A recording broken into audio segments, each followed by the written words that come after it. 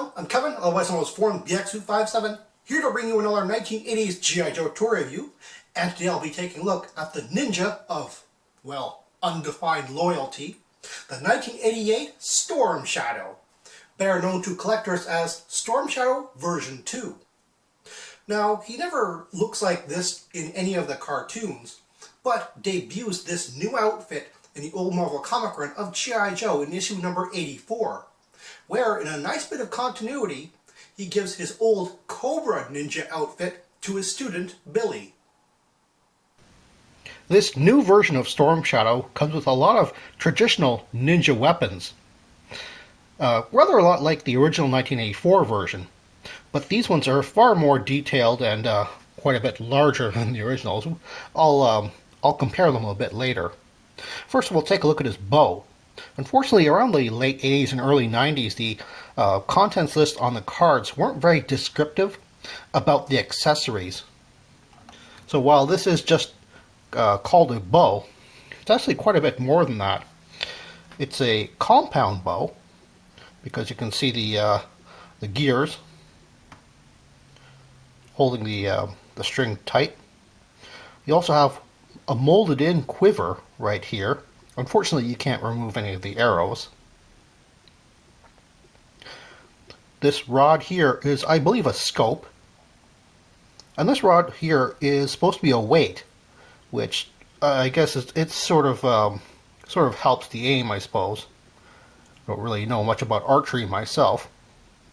Unfortunately, as you can see, one of the arrows is a little bit bent, and that's because it's very difficult for the figure to hold on to this this portion here, the handle, because, well, obviously figures from this era, they don't have turnable wrists. So it's actually kind of hard to get the figure in a proper archery position. Another item he comes with is what's just called a claw.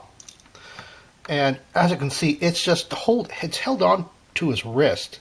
And that's one of the unfortunate things about these sort of wrist-mounted accessories for G.I. Joes, is they don't often work very well. I believe supposed to be a Acog, a sort of a slashing weapon that you can sort of disarm an opponent's sword with, just by trying to catch either the blades or the hilt in these tines. Of course, it can also be used as just a plain slashing weapon, like a bunch of daggers.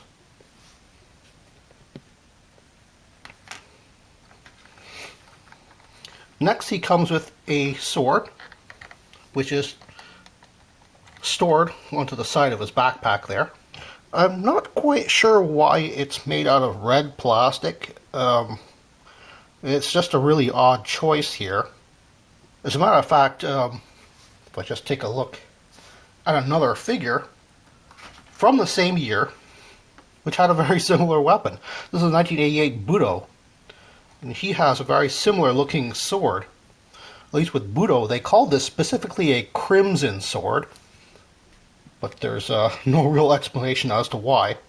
So if you're looking for a Storm Shadow on the aftermarket, you do have to make sure that it's this bottom sword with a very tiny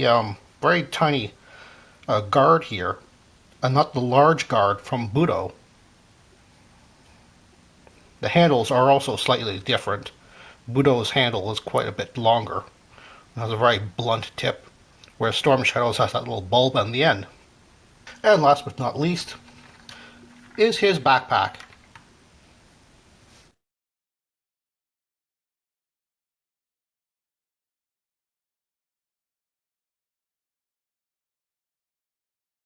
Unlike a lot of other G.I. Joes that were produced as action figures first and then translated into other media, like the comic books and the cartoons, this version of Storm Shadow is actually very heavily based on the comic book.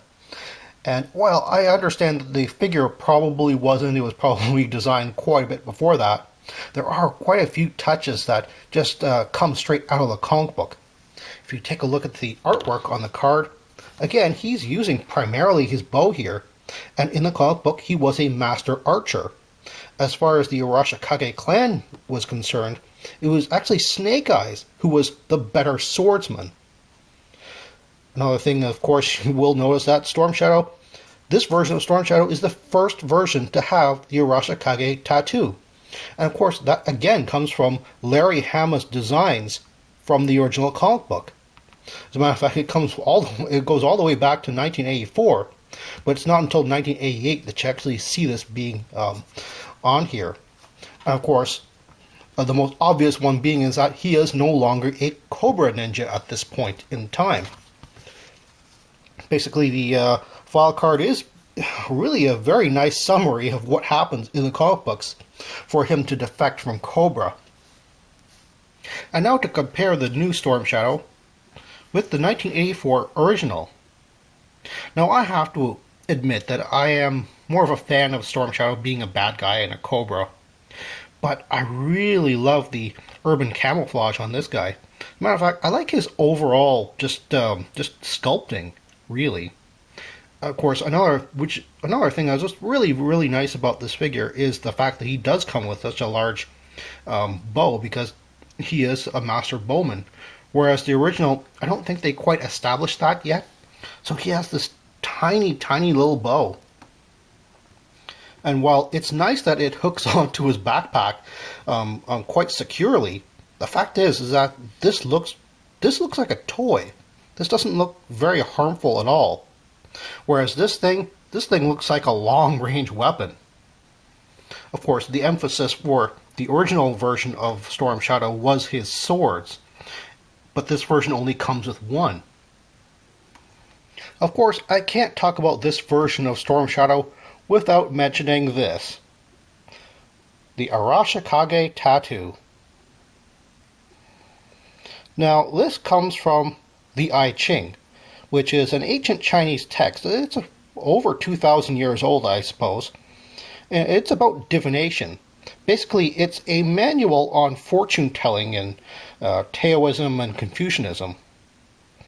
The I Ching method of divination uses a series of chosen symbols, which mean different things, individually and in combination. So there are 64 of these hexagrams, which are symbols made up of 6 parts, full lines and broken lines. And this particular one, which Larry Hama chose, is the 63rd hexagram, which means water suspended over fire. So I believe in many of the interviews Larry Hama has given, he sort of explains that as a sort of a conflict coming to an end. Well, water puts out fire, so obviously that's a very easy way to interpret it. But over the millennia, obviously, there's been many slight variations on that theme and many different interpretations, so it's actually very open-ended. Well, that's all the time I have right now. Please check out my Facebook page for more information and behind-the-scenes photos for these reviews. Thank you for watching this video, and stay tuned for next time to see another 1980s G.I. Joe toy review. See you then!